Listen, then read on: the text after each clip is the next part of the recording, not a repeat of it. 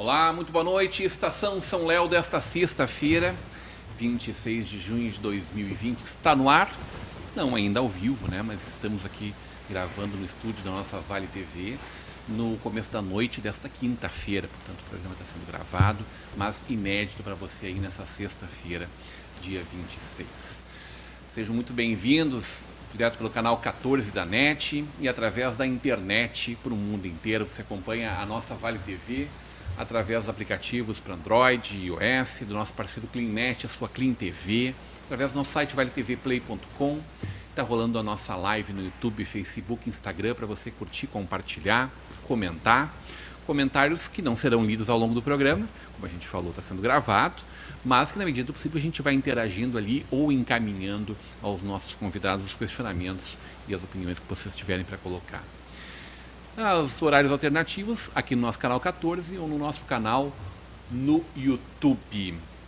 Uma bancada muito especial nessa noite de sexta-feira, onde a gente vai poder conversar um pouco mais sobre a Covid, sobre os reflexos dela na nossa sociedade. Estamos vivendo essa semana de bandeira vermelha aqui na região 7, né, aqui no Vale dos Sinos, nessas 15 cidades de matriz Novo Hamburgo, mas que englobam de São Leopoldo até Santa Maria do Herval, de Portão até Nova Hartz.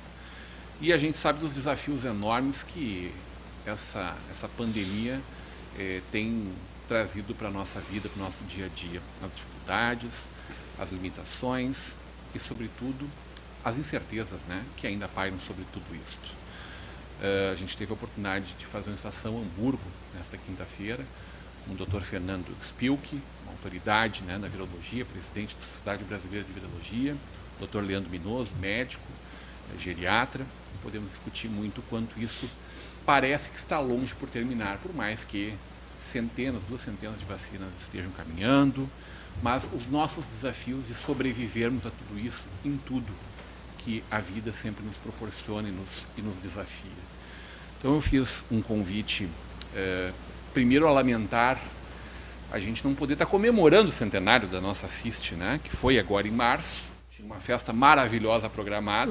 Estávamos convidados para estar lá, como todo ano estamos com eles, com o presidente do centenário, e infelizmente a gente não pôde comemorar como a gente queria. Mas o que a gente quer mesmo é voltar à vida tão normal quanto ela possa ser. Esse eu acho que é o querer máximo nosso, né? Fiz o convite ao presidente da CIS, o Siegfried Kelm, e está conosco também a assessora de comunicação da Senha Comunicação, Elizabeth Hans, para que a gente possa falar sobre outro prisma também. A gente tem conversado constantemente com o secretário da Saúde de São Leopoldo, o Ricardo Charão, né? Sempre muito solícito, sempre nos atende muito bem. O prefeito Vanazzi sempre de peito aberto, também conversando com a gente. E na medida do possível a gente tem que ouvir, a gente gosta de ouvir, de fazer o exercício de falar com todas as partes. Até porque a gente acredita que essa solução que possa vir, ela só poderá vir se for todas as partes construindo conjuntamente. Então o desafio Assiste, que lançou nova nota nesta quarta-feira, junto com outras entidades, né, do segmento. Me ajuda, Beth, sim, de loja, CDL e Assiste. E Assiste, né? As três entidades ligadas a serviços e varejo e indústria, né? E a gente evidentemente está muito preocupado com o que ainda vem pela frente, né? Lá em março já se dizia que o pior ia chegar quando esfriasse, né? Quando chegasse o inverno. O inverno chegou. E aí também vem os nossos questionamentos, até que ponto o poder público conseguiu fazer as preparações para que esse momento que chegasse nós estivéssemos preparados melhor para ele. Então as críticas também vão nesse sentido. Acho que não existe solução que não passe pelo poder público, conversando com a sociedade civil organizada e, evidentemente, contando com o apoio, incentivando a população ou de uma forma mais coercitiva, fiscalizando que a população faça aquilo que precisa ser feito também. Muito boa noite, Siegfried Kelm. O Zig, né? Isso, Zig. Presidente, muito bem-vindo. A gente tomou a liberdade de estar sem máscara para poder falar melhor. Eu já tenho uma dicção terrível, com máscara fica um horror. E a gente está numa distância muito boa aqui para podermos conversar mais livremente. Seja muito bem-vindo. Boa noite, Rodrigo. Boa noite a todos os telespectadores e boa noite, Beth, também. Estou à disposição. Ô, presidente, dias difíceis, né? Dias difíceis que consomem muito mais tempo do que eu pensei nos meus piores momentos quando eu aceitei ser candidato, para dizer bem a verdade. Candidato do centenário da CIST. Sim. Que momento muito especial esse da entidade, né? Essa era a expectativa, né? 100 anos é uma marca. Já estava com uma agenda estabelecida, uma festa bacana programada, e tudo isso aí a gente teve que cancelar, né? Mas isso não muda a trajetória da entidade, que tem uma contribuição importante na história de São Leopoldo, enfim, para a sociedade de São Leopoldo, sempre participando dos momentos importantes, né? Aí dá para citar uma longa lista, né? Beth Hans, muito boa noite, bem-vinda, Beth, nossa parceira, sócia da Vale TV, hein? Boa noite, Rodrigo, obrigada de novo pelo convite, sempre é uma alegria muito grande participar dessa bancada. Quantos anos de assiste, Beth? Vai fazer 7 anos. Um pedacinho bom nessa história aí toda, né? Sim, nossa, muito... Olha, não dá nem para contar a quantidade de texto. Esses dias eu estava revisando, fazendo um levantamento histórico para compor o roteiro dos 100 anos. Seria lançado um vídeo lindo no evento de 100 anos, que seria no dia 27 de março. Então eu vi o quanto foi escrito, o quanto eu escrevi e quanto me dá orgulho, né, como profissional, de participar de uma história, de uma trajetória dessas. Mas tu nunca achou que ia viver um dia que a gente está vendo hoje em dia, né? Nossa, eu escrevi hoje para um amigo meu que eu disse que dias incríveis que a gente está vivendo, que dias assim, não tem nem adjetivo para dizer o que nós estamos vivendo, porque imagina, numa semana estávamos organizando uma festa, né, Zig, um evento com muito carinho para todos os associados, e na semana seguinte tudo parado. Como assim? Me remeteu até ao livro do Saramago, né, o Ensaio sobre a Cegueira, onde todo mundo fica sem visão, né? Todos nós. E como o Zig falou, nem como que, né, nos teus piores dias tu ia imaginar. E isso acho que vale para todos nós, né? Nós, quem está nos ouvindo, né? O Zig, o grande desafio, eu acho, que a gente vive, queria que tu falasse um pouquinho sobre isso, é desse equilíbrio, né? Porque a vida é um todo, né? Onde somos família, onde somos sociedade, onde somos a nossa vida profissional, né? Muito importante, pragmaticamente precisamos do dinheiro para sobreviver, né? E a gente está com tudo isso muito bagunçado. Evidentemente que a gente nunca não tem outro formato também de imaginar tudo isso, porque tudo é muito novo para todos nós, né? E é uma construção diária, né? Mas está difícil de encaixar um equilíbrio para tudo isso, né? E a gente tem visto assim uma dificuldade da conexão, de contentar, de poder dar tranquilidade para que a vida possa seguir minimamente, né? Porque a gente sabe que grande parte, muitas empresas já fecharam. A maior parte dessas empresas ela já chegou nessa pandemia muito abalada pelos últimos 6 anos de uma crise profunda. É verdade. E a gente sabe que cada dia fechado, cada dia com pouco movimento já é um horror. Cada dia fechado é dramático. Pode ser uma semana, ou como se desenha a possibilidade de a gente emendar 2 semanas, o que já nos leva automaticamente, esse é um detalhe da inovação da bandeira vermelha, né?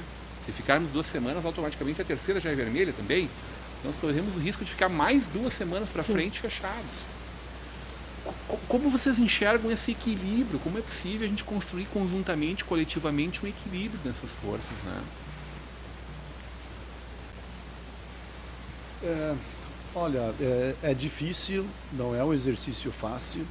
Acho que é preciso fazer uma retrospectiva, vamos dizer, num primeiro momento, quando começaram a surgir os sintomas com mais força no Brasil.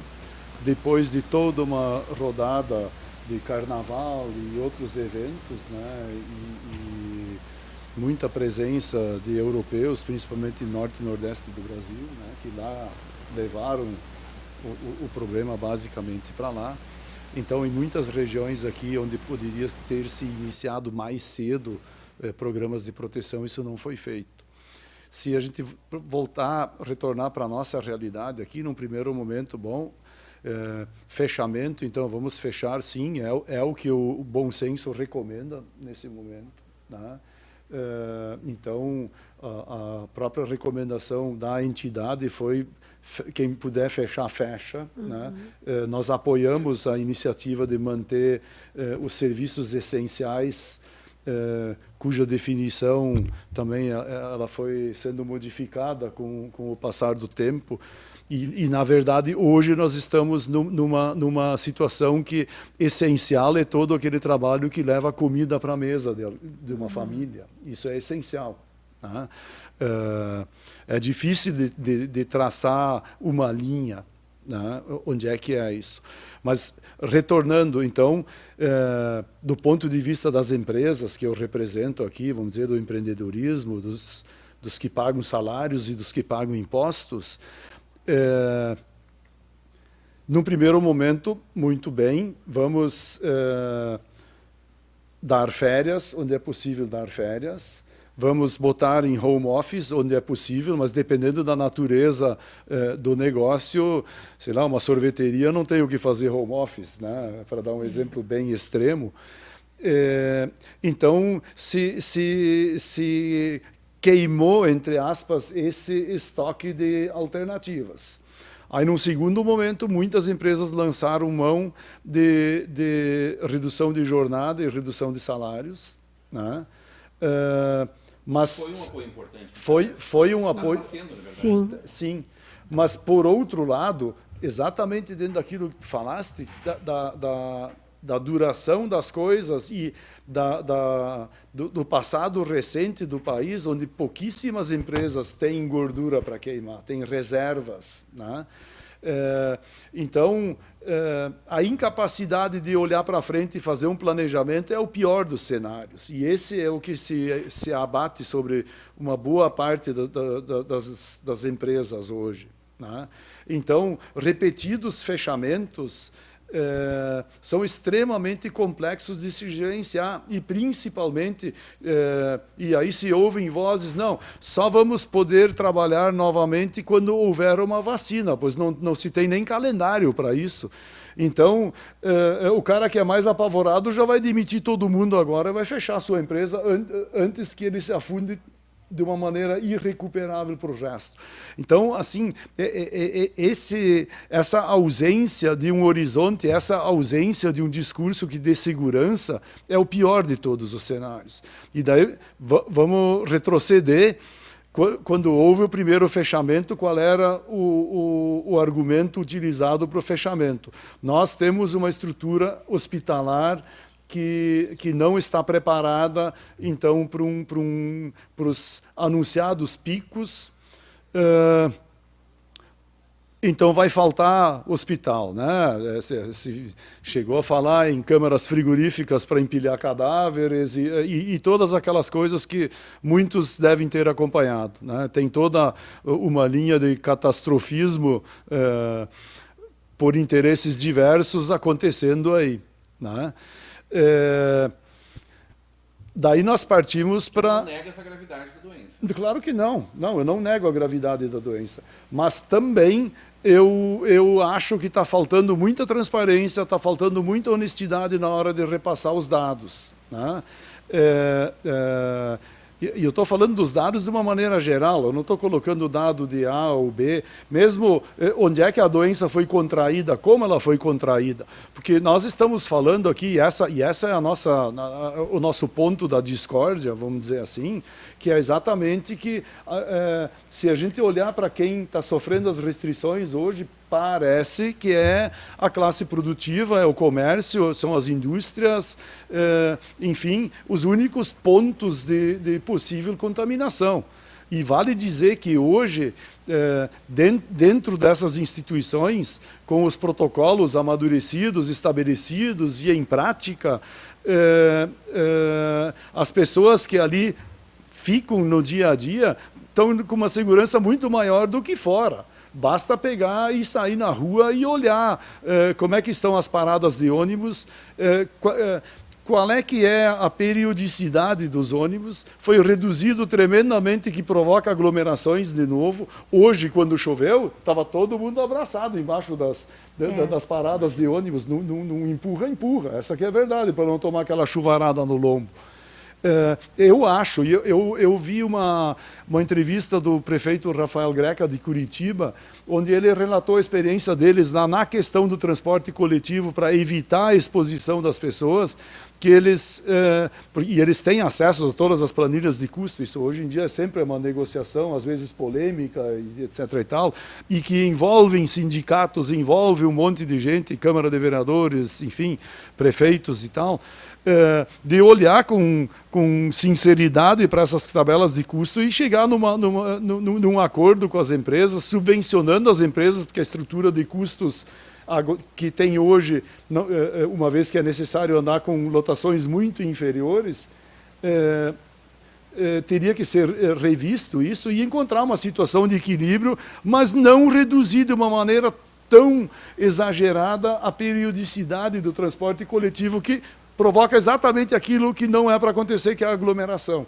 Depois, uma outra coisa que eu acho quase inacreditável, que tanto se fala em ciência, como é que não se consegue chegar numa escala entre os diferentes locais que teriam que, na nossa visão, ficar abertos exatamente para levar o pão para a mesa das pessoas? Um pode começar às 8, outro começa às 9, outro começa às 10. Né? E vai fazendo um rodízio inteligente. Pô, chama as entidades, seja propositivo, um pouquinho além do fecha, fecha, fecha, fica em casa. Todos nós sabemos que quantos lares existem no Brasil onde tem pessoas morando num único cômodo e que é uma família de múltiplas cabeças. Como é que vai ficar todo mundo em casa? Eles não ficam em casa. Basta pegar e andar nas vilas aí. Eu assisti hoje uma palestra do cônsul-geral da Alemanha, e ele comentou que na Alemanha se briga, depois se toma uma decisão e daí se cumpre. Mas as condições são completamente diferentes, né? Na Alemanha, as pessoas têm uma casa onde dá para ficar em casa, pelo menos quase todo mundo. E isso não é uma realidade no Brasil.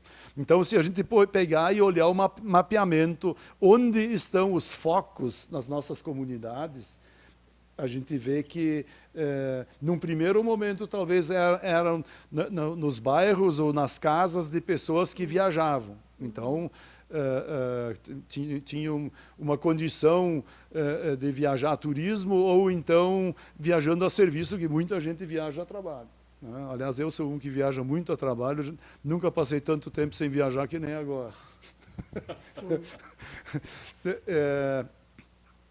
Então, espera-se uma situação muito mais propositiva, uma situação muito mais negociada, uma situação muito mais conversada do que legislações sendo baixadas do Monte Olimpo aí, e pegando a gente de surpresa. Né? E aí dá para entrar no mérito da questão dos próprios dados, da gestão dos dados e da aparente incapacidade do poder público de conversar com os hospitais privados. Aqui em Novo Hamburgo mesmo, eu vi uma nota da Unimed aqui contestando a informação oficial que Novo Hamburgo estava com 100% da capacidade ocupada. Se houvesse um pouquinho de capacidade de negociação, certamente Novo Hamburgo não estaria em bandeira vermelha e toda a região, e por tabela, cidades pequenas que não tem nada a ver. Né? Então todo mundo no bolo. Todo mundo embaixo do mesmo chapéu, isso é inacreditável. E tu te sente num pelotão de fuzilamento lá, que tu nem sabe o que está fazendo ali, mas tu está sendo fuzilado. Essa é a nossa situação. Pet, alguma coisa a contribuir? Posso seguir questionando o Zig? O Zig, tu já falou um pouco dessa dificuldade dessa construção coletiva, né, de uma imposição por parte do poder público. Tu falaste do Monte Olimpo como um exemplo, né, daquela coisa semi-endeusada e embaixo os mortais, né? como está esse diálogo? Porque a gente sabe que também aí tem duas esferas de poder. Né? Neste momento, em que pese, me parece que as duas prefeituras, de São Leopoldo e de Novo Hamburgo, acataram a bandeira vermelha muito tranquilamente, sem discussão. Isso é o mais triste. Veio de Porto Alegre, né? Veio do poder central. Sim. Muitas pessoas aplaudiram esse modelo de distanciamento, mas não imaginando que chegaríamos na bandeira vermelha, por exemplo, e alguns lugares como Porto Alegre caminhando para preta, inclusive, né? Pelos critérios. Lembrando que os primeiros critérios foram alterados e Sim, foram arrochados. Foi endurecido, né? Foi endurecido dramaticamente, né? Como dá para ampliar esse diálogo, né? Porque a gente sabe que o poder público, historicamente, ele tem muitas dificuldades. Seja de gestão, seja de dinheiro para fazer tudo que gostaria de fazer, o que precisaria ser feito, seja de escolha aonde botar o seu dinheiro. Então, historicamente, a gente tem uma dificuldade. Tu até estava me falando, antes da gente entrar no ar, da facilidade que vocês já tiveram em vários momentos com a administração, inclusive de um governo de esquerda, como foi num primeiro mandato, por exemplo, do Vanazzi, numa outra oportunidade, né? E que nesse momento tão duro que a gente está vivendo, uma dificuldade de uma construção coletiva, né? De um diálogo mais construtivo coletivamente, né? Assim, o que eu posso dizer é que logo no início da nossa gestão e antes da pandemia, nós fomos fazer uma visita de cortesia ao prefeito Vanazzi, levamos o convite da nossa celebração dos 100 anos, né? Nos colocamos à disposição e assim, tanto eu quanto ele, nós podemos dizer que a gente se conhece mutuamente. Há muitos anos a gente faz parte da governança do Tecnocinos. Então, eu posso ser impetuoso às vezes e não tenho papas na língua, coisa assim, mas todo mundo que me conhece sabe do meu histórico de ser propositivo, de apoiar as ideias que ajudam a comunidade, enfim, que trazem desenvolvimento, que trazem oportunidades para os nossos jovens e tudo isso. E nós fomos parceiros em N coisas, né? Estamos sendo agora na ampliação do polo, inclusive. Também, sim, sempre. É um interesse de ambos exatamente, muito forte, né? Exatamente.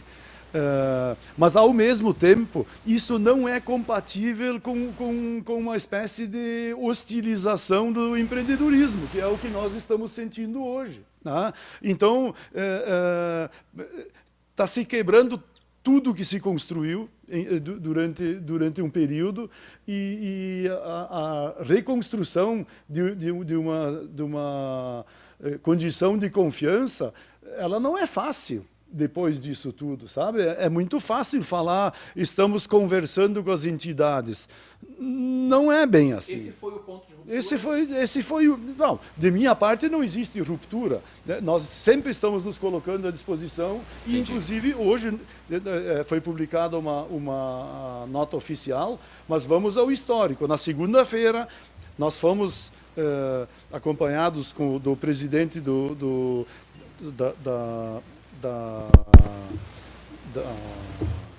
CDL, foi CDL, Cindy Lojas e Assiste. Nós fomos lá na prefeitura, daí o prefeito não pôde nos receber, conversamos com então um representante do prefeito, combinamos uma agenda para... Quem recebeu vocês naquele momento? Tá, me recordo o nome dele. Combinamos uma reunião para quarta-feira de tarde, que então na terça-feira foi de novo cancelada. Então, tudo é prioridade menos conversar conosco. Então, ao mesmo tempo, também lá no início, que é uma coisa que nós colocamos a nossa primeira nota, estamos falando com as entidades e tal, e construindo isso e aquilo. Bom, com CDL, Cindy Lojas e Assiste, não está acontecendo essa conversa. E daí a pergunta que eu faço é o que é que vem a ser entidades.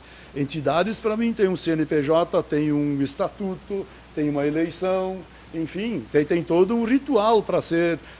Tem que ter um corpo de associados que estão sendo representados pelas pessoas que estão ali, né? Eu faço questão de dizer que a Assist tem no seu estatuto que terminou o teu mandato, você está fora. Você pode, daqui a alguns anos, postular de novo, se assim quiser, né? Ou se assim for solicitado, como foi o meu caso. Mas ninguém fica ali fazendo ações para jogar para a torcida para agradar a gregos e troianos. Nós estamos simplesmente tentando defender os interesses dos nossos associados. Ponto. É bem assim. E sobre as relações do passado, eu posso dizer que o hoje presidente do Aimoré de São Leopoldo, que daí a minha empresa, nós somos um dos patrocinadores, que é a SK, somos um dos patrocinadores do Aimoré, e em boa parte se deve à boa relação que foi construída no tempo que o Ronaldo Vieira era o secretário de desenvolvimento de São Leopoldo. Na época não chamava CDTEC, tinha um outro nome que já faz tanto tempo que eu não me lembro mais agora, mas enfim, se construíram muitas coisas, nós temos conquistas mútuas e que envolvem o próprio prefeito. Independente de partido. Mas nunca se levou em conta isso. Isso. E que beneficiaram muito São Leopoldo, né? Mas assim, São Leopoldo tem certas características, né? Em época de eleição, todo mundo fala da importância do Tecnocinos, disso e daquilo e não sei o quê. Aí tu vai, eu convido vocês, pega o carro amanhã e vai para lá, mas vai ali pela Estrada do Horto e vai para o Parque Tecnológico. Aí vocês vão ver que nesses anos todos, e o nosso Parque Tecnológico já fez o aniversário de 20 anos, não tem meio-fio, sabe? Não foi construído o passeio público.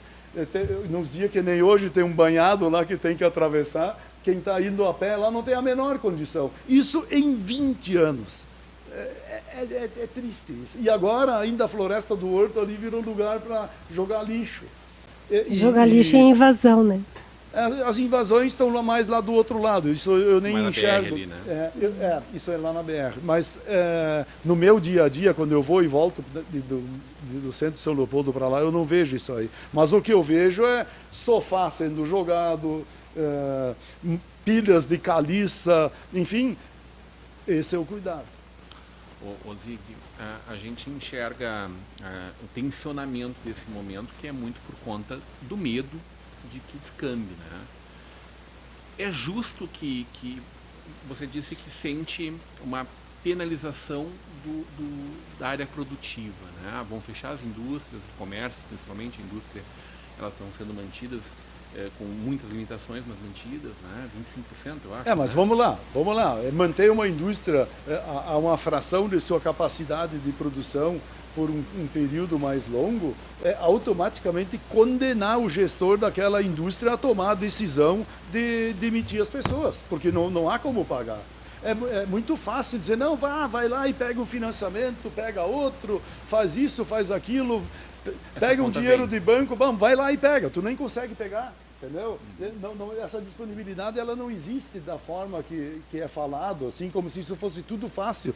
Mas existe mais uma outra coisa. Toda aquela pessoa que já teve dívidas sabe o que é responder por elas depois. E se tu não tem visibilidade, tu não consegue planejar como é que tu vai te equilibrar dali para frente. Não é uma decisão. Sabe quando termina, como termina, então a única decisão que faz sentido é corta os custos até não poder mais. E tem uma coisa muito importante nessa fala, que as pessoas de maneira geral que não têm tanto conhecimento, elas têm um ataque direto às indústrias. Sempre falam, mas o industrial. Só que hoje tem que sempre se citar que a maior parte das empresas hoje são micro e pequenas empresas. Exatamente. Em São Leopoldo, para uma indústria, a relação hoje é muito menor. Então, o que o Zig fala em relação ao sistema bancário dar apoio, não é, digamos assim, para uma Steel, para uma SK, é um apoio que no grupo de empresas é um número pequeno. Então, todo o entorno, os restaurantes pequenos, as academias, né, Zig? Todo o sistema de serviços que hoje norteia uma economia. Próprio Novo Hamburgo hoje é uma cidade de serviços, não é de indústria. Então, tomar esse empréstimo, esse apoio, isso, uma que não existe, como o Zig falou, e as possibilidades são muito pequenas, porque as empresas são muito pequenas. Elas não têm o famoso core, né? Como é que se diz o score?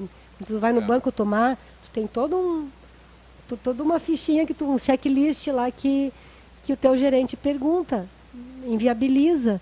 Então, lá no início, eu acompanhei várias postagens, manifestações nas redes sociais, porque hoje a rede social é o grande Olimpo, né, para o poder público e tudo mais.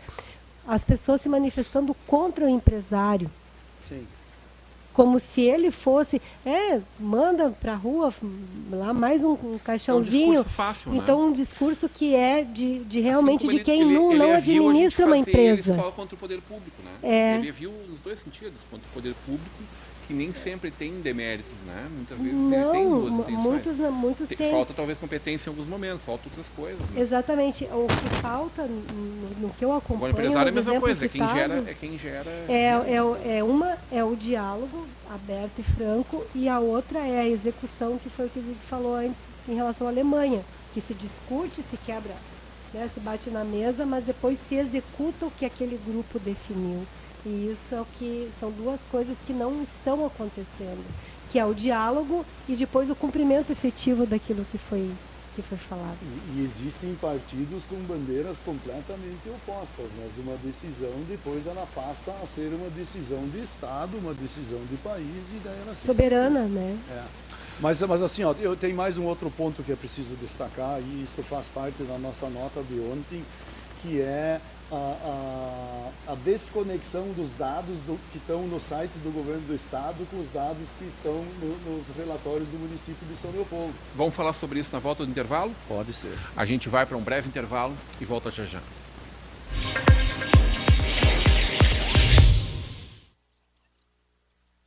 Novo Hamburgo tem amanhecido cada dia melhor e está de braços abertos para receber você.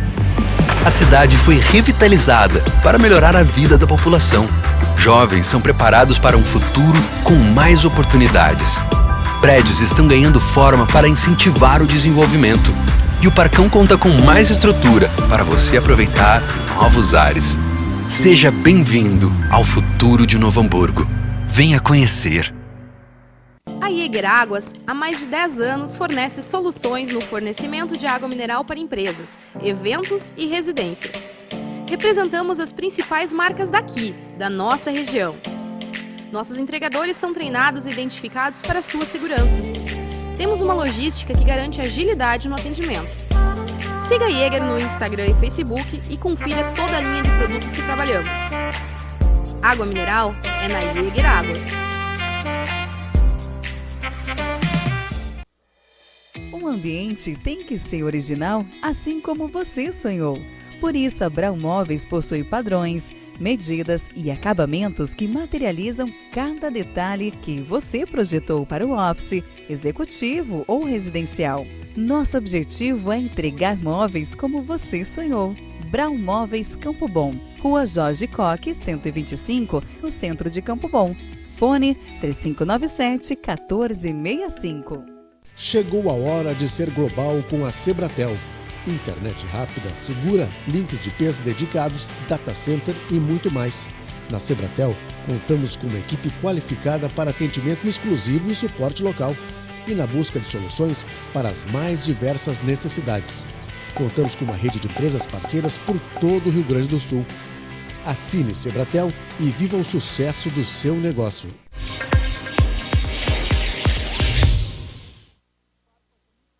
Estamos de volta, Estação São Léo, dessa sexta-feira, 26 de junho de 2020. Recordando que esse programa está sendo gravado na noite desta quinta-feira e por isso a gente não vai estar interagindo com vocês aí, lendo os comentários, mas encaminhando eles aos participantes dessa mesa. Agradecendo demais essas pessoas queridas que estão conosco hoje, se disponibilizaram para estar nessa noite de chuvinha, de friozinho, que retornou ao nosso Rio Grande do Sul.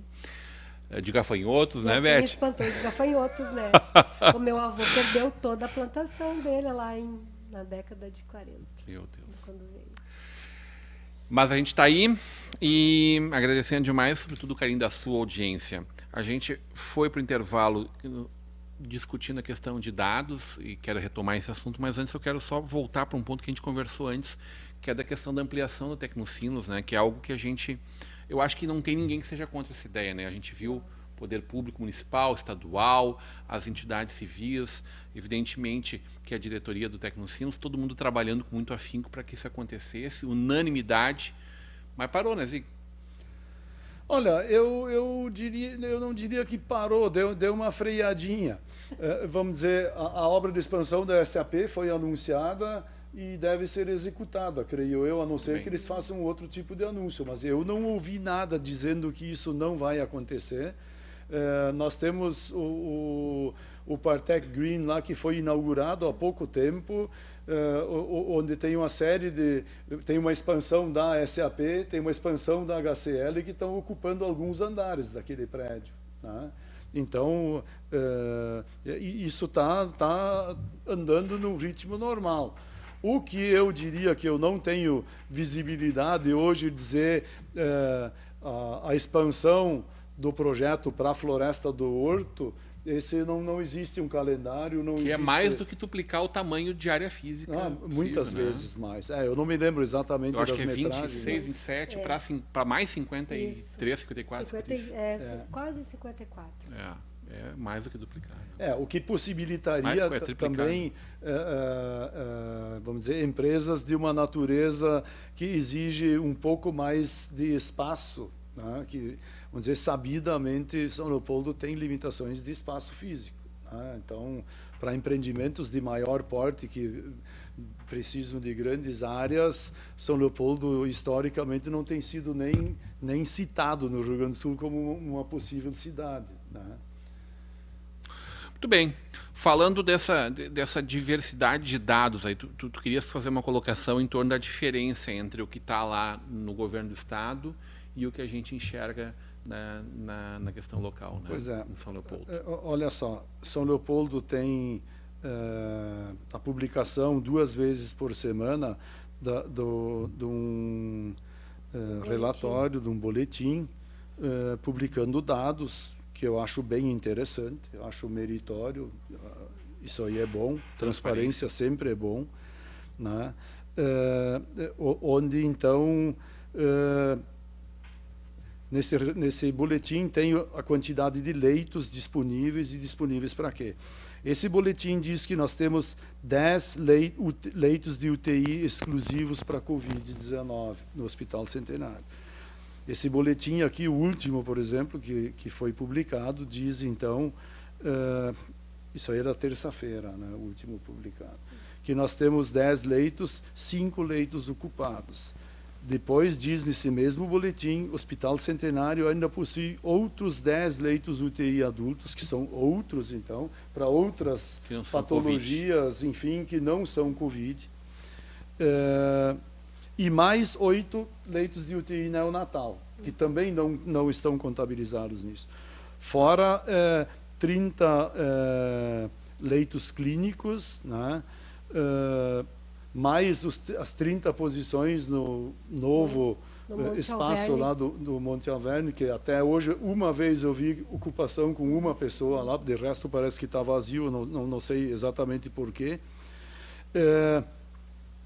Já o governo do Estado diz que São Leopoldo, como um todo, tem 11 leitos de UTI. Eu também não sei de onde sai 11. A prefeitura diz que tem 10 para a Covid-14 e mais 10 para o resto. O governo do Estado diz que tem 11. Então, dentro dos raciocínios, dentro daquela planilha tão falada lá do governo do Estado, a gente vai para o vermelho muito antes que, de fato, o vermelho faça sentido.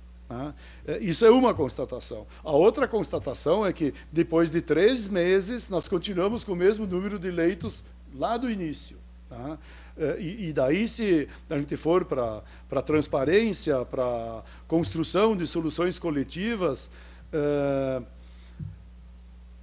número 1, tem dinheiro do Ministério da Saúde destinado para as questões da saúde. Então, como esse dinheiro foi gasto, como ele foi investido, eu não sei, mas Eu também soube de algumas fontes aí que notas do Hospital Centenário de 2017 foram pagos agora recentemente, tá? O que também é meio curioso, porque não me parece a prioridade para tratar da Covid-19. Ao mesmo tempo, sabidamente São Leopoldo tem indústria forte, tem parceiros fortes e que são sensíveis a apelos que sejam importantes. Em momento nenhum aconteceu uma reunião que pudesse dizer, ok, quem sabe vamos fazer uma força conjunta aqui e vamos aumentar a quantidade de... Mais 5, 10, 15, 20 leitos. Isso. Ou, quem sabe, vamos juntar a indústria de São Leopoldo, vamos licenciar respiradores e vamos construir respiradores aqui. E assim nós podemos ir longe. Tá?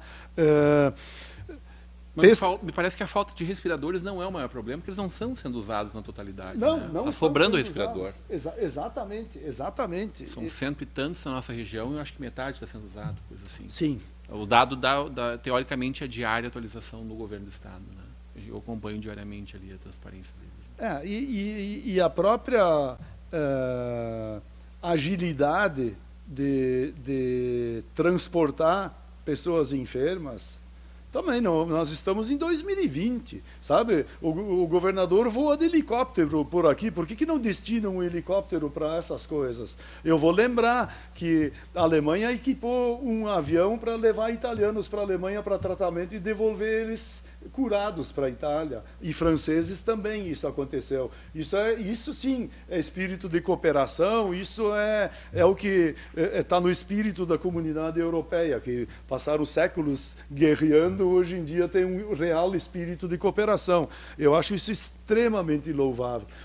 Por que é que a gente não consegue chegar em soluções tão simples? E, de novo, a composição das reservas privadas com os hospitais públicos. Né? Parece que só há vida ou chance de salvação no SUS. E todo mundo sabe que não é bem assim. Né? E, ao mesmo tempo, nós estamos construindo um passivo tremendo. Se você for falar com as clínicas aqui que fazem exames de mamas, enfim, um monte de exames preventivos para câncer, por exemplo, aquilo que se fosse detectado agora e fosse uma bolinha de sagu, depois quando as pessoas criarem coragem de ir lá, vai ser uma laranja e o cara já está na reta final da sua vida. Né? Então, quando a gente fala tudo que está sendo feito agora é para salvar vidas, o remédio que está sendo usado hoje vai matar muita gente. E já está matando. Né? Ninguém está falando dos suicídios que aconteceram. Parece que não se morre de mais nada no Brasil. Né? Só tem morte de Covid. O resto tudo saiu de pauta, ninguém mais fala, nada mais acontece. Que nos anos anteriores nós tínhamos historicamente um grande volume de doenças respiratórias, isso tudo virou Covid agora. Né? E pessoas com câncer em estado terminal, que daí morrem, foi Covid. Pode ser que também foi Covid. E todo mundo sabe que quem tem um câncer de pulmão em estágio avançado, isso é um caminho sem volta. Aí o cara pegou Covid e o cara veio a óbito. Muitas vezes isso até evita um grande sofrimento para essa pessoa e para essa família. Né? E daí nós entramos na questão das comorbidades. Né? Então, a própria transparência em relação a isso, o cara tinha comorbidades. Ele tinha câncer, era diabético, tinha mas não sei o que, tudo. Tá, mas qual era o estágio dessas doenças? Como tanto se fala no uso da ciência. Mas que ciência é essa que nunca foi explicada para nós? Tu já conseguiu entrevistar alguém para te explicar essa ciência do que está sendo aplicada aí? Para dizer, não, estamos aplicando a ciência, tu vê, poupando vidas e etc. e tal. Eu gostaria de ver qual, sabe?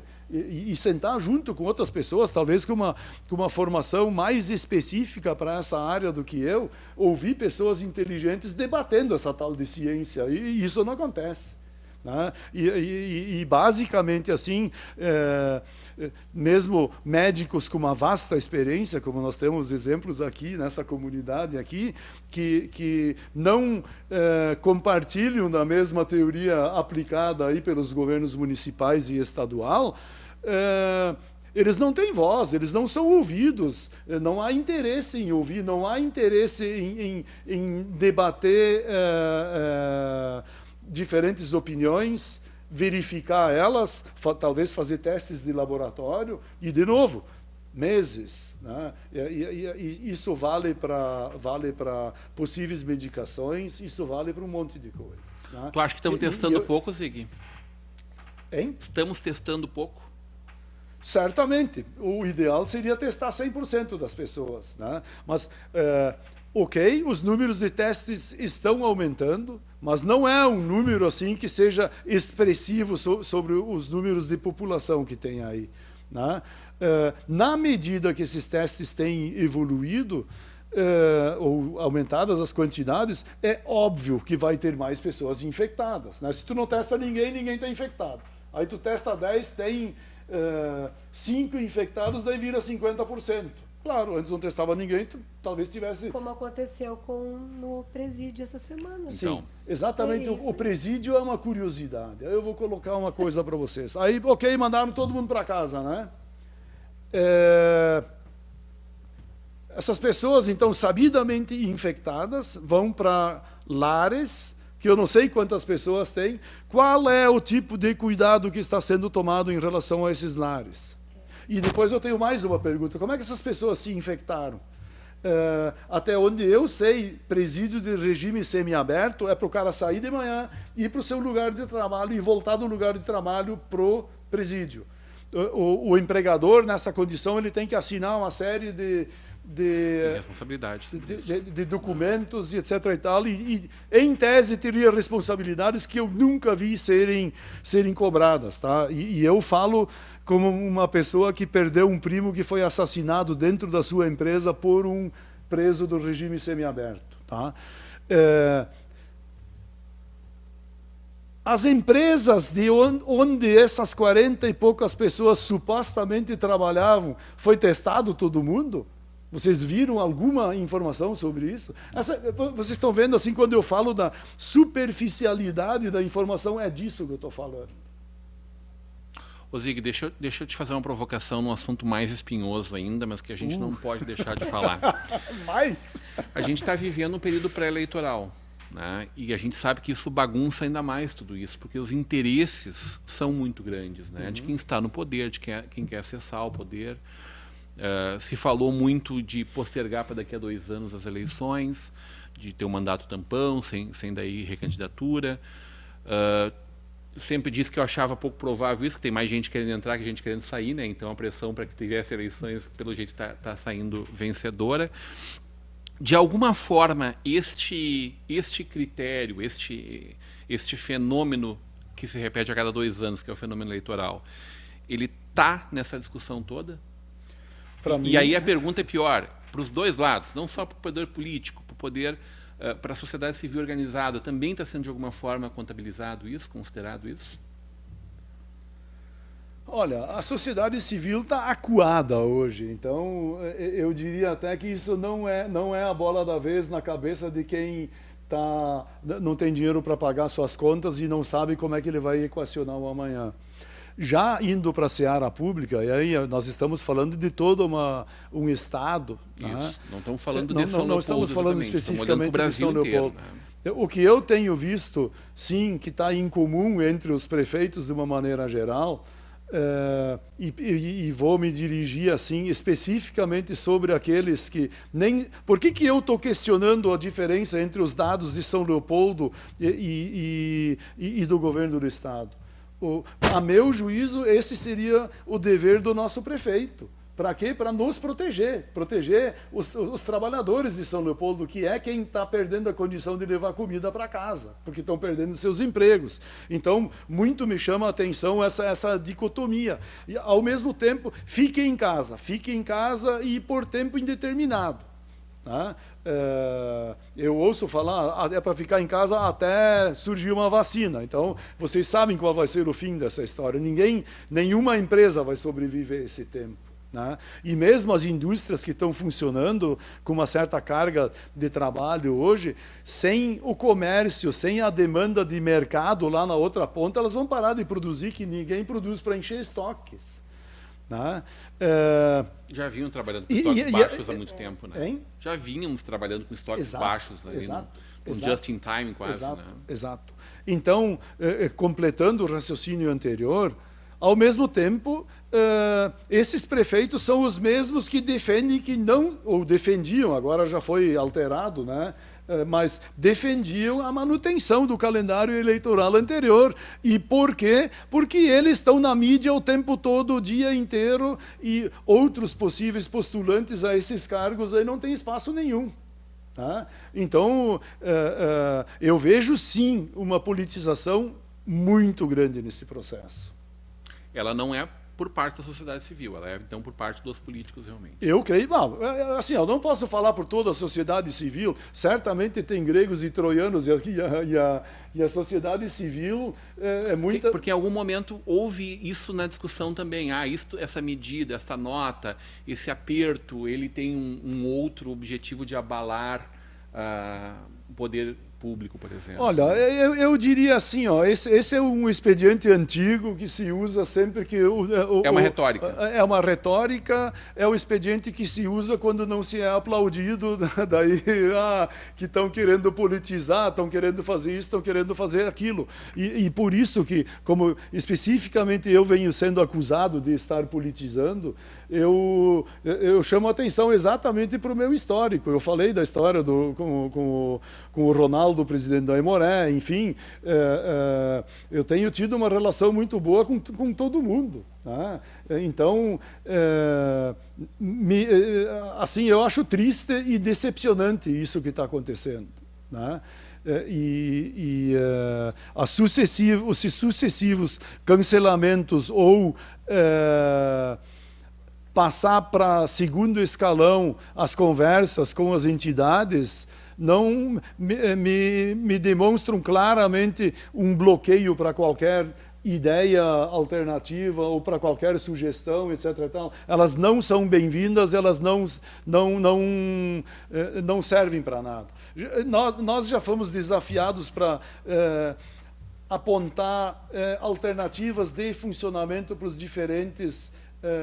diferentes áreas, né? Construção de diferentes protocolos. Quando nós chegamos na prefeitura, o decreto já estava pronto. Tá? E o decreto sai, historicamente, na segunda-feira de tarde. Né? Isso foi na sexta-feira de tarde, o decreto já estava pronto. Então, de uma certa forma, assim... Foram chamados para avalizar o que já estava pronto, então. Mais ou menos isso. E se tu não avaliza, daí desce o pau. Né?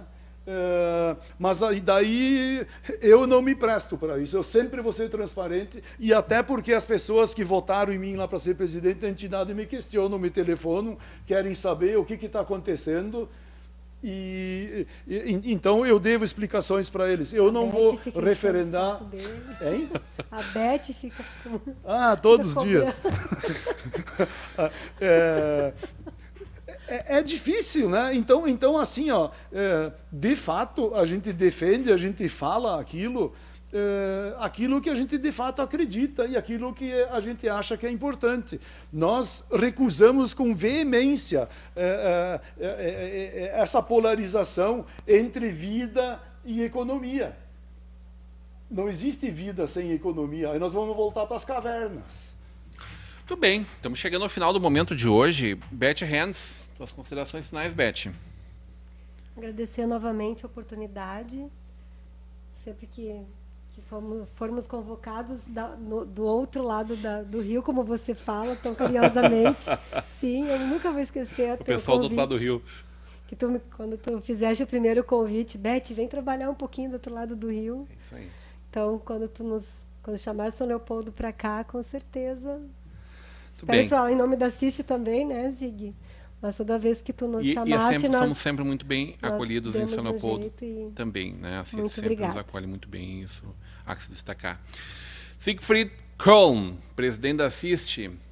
Zig, eu quero desde o primeiro momento, te agradecer a presença de peito aberto, conversando com o nosso telespectador, abrindo o contraditório como a gente se propõe a ser, conversando com toda a comunidade, porque a gente sabe dos desafios que nós temos pela frente ainda e caminhando no escuro, né? Sem saber quando termina e como termina tudo isso. Sabemos que muitos de nós não chegarão ao final, de uma forma, CPFs ou CNPJs cancelados. Mas a nossa vontade, o nosso desejo de que vocês consigam convergir de alguma forma, né? E que, sobretudo, possamos caminhar juntos a partir dessa convergência, né? Todos juntos, que é o que a sociedade leopoldense, que é o que o nosso Estado, o nosso país precisa revisitar, né? Obrigado pela tua presença, teu ponto final, Zig. Ok, muito obrigado pela oportunidade. Eu quero aproveitar a oportunidade também para cumprimentar a ACI de Novo Hamburgo e a toda a sua diretoria, também pela coragem de colocar a discordância em relação às medidas adotadas, né? Então, não é exclusividade nossa de discordar dos remédios ou das soluções que o poder público implementa, e sem que a gente tenha a condição de participar, pelo menos na nossa situação é assim. Então, esse é um papel difícil, é um papel tremendamente desgastante, e também muitas vezes eu penso que, por parte da área pública, se tiverem que abrir mão dos seus proventos, dos seus ganhos, muitas vezes em 70%, 80% durante 3 meses, talvez eles fossem se tornar muito mais flexíveis. Uma boa noite a todos e obrigado pela oportunidade. Muito bem, agradecendo essa bancada maravilhosa, essa sexta-feira, mas sobretudo o carinho da sua audiência. A gente fica por aqui e voltamos na Estação São Léo na próxima terça-feira, às 18 horas. Bom fim de semana, até lá. Final de semana.